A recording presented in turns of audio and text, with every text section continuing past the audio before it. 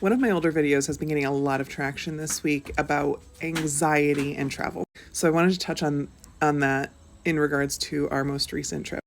It was a response video about how moms put so much pressure on ourselves to create and curate these perfect vacations for our families, to make these wonderful memories, and put so much pressure on ourselves and look at all these perfect Instagram influencers, travel influencers out there, and end up having unrealistic expectations of a trip. And I've always been real with you on this account and shared the travel bloopers and the mess ups and everything. And just like to give those realistic expectations of you can still have an amazing trip and have things go wrong. You can look back at our most recent videos and it's a highlight reel. It's most often sharing good moments when I remembered to take the camera out and take a picture or a video because I wasn't overtired or not feeling well or something like that. However, I consider our most recent trip, it was a Disney cruise. It was a great trip, but things went wrong, and both can be true. So just to share a couple of the things so that you know this happens to everyone, even people that travel for a living. We were gone for about a week. We flew into New York City, we landed at like 8:30, a little earlier than we were supposed to land at 9 p.m. Went to go pick up the rental car that we had booked ahead of time. I had booked a mystery car because it didn't really matter what type of car we got and it was a cheaper deal. And we got in line at 9 o'clock.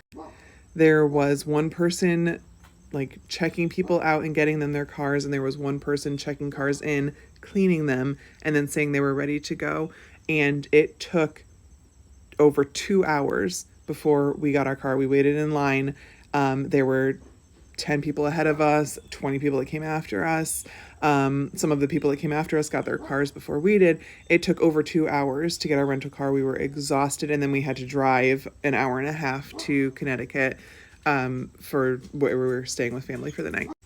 On the ship, we have done many cruises. Seasickness has not really ever been an issue before, but we were going from New York to Bermuda and sailing away pretty fast. It was windy and the boat was rocking, and we were in the very back of the ship. And we were both down for that entire day. We basically crawled the next day to the gift shop, got some Dramamine, took it, and kind of rallied a little bit after that, but we're still sleepy from the Dramamine, so like that whole day was a wash. 2 days after that, my daughter was not feeling well. She had a fever. We ended up actually going to the medical bay for the first time on the ship, and she got treated for strep throat. So we just kind of ordered room service and hunkered down in our room for like that 24 hours until she started feeling better and the antibiotics had been in her system and she didn't have a fever anymore before we ventured out to be around people on the ship again. So there was another like, come on, are you kidding me? And then as she was finally starting to feel better, we got a ship announcement that a tropical storm was headed for Bermuda and we were going to have to leave a day early. We were supposed to have 3 days there, but we were going to leave the afternoon after the second day and start heading back to New York. So at the time, you're like, oh, come on.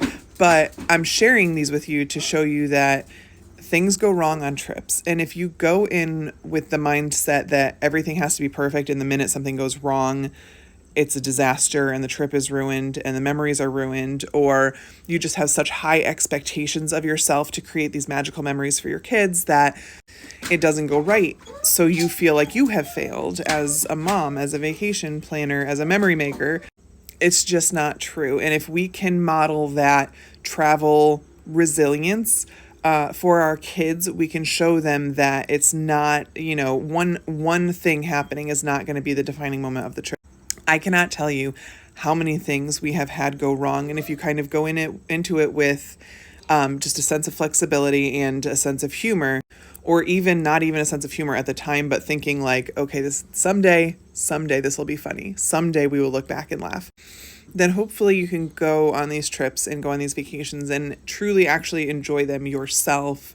Not to say that those stressful moments aren't unpleasant in the moment that they're happening, but being able to pivot afterwards and wrap it up and move on and move forward and still enjoy your trip and still have that time with your family.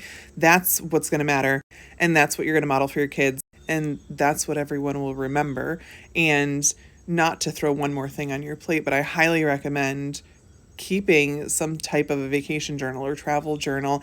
If you want ones that your kids fill out, you can check out my bio. I've got links to the travel journals that I created for kids where they draw a picture and list a favorite memory and list a challenge that they overcame during the trip and rate it out of 5 stars. And it's just a fantastic memory maker and memory keeper. And to look back years later and say, oh, do you remember that happening? Oh, do you remember when, the car broke down and we had to rent a car, blah, blah, blah. It won't be all bad, even if it feels all bad sometimes. And even if something happens and your vacation is less than perfect, you didn't fail. That's just life. That's just travel. I guarantee you that it happened even to the biggest, baddest, most professional travel influencers out there whose Instagram feeds are all like rose colored and beautiful. They have problems too. So give yourself a break, take it easy, enjoy your trip.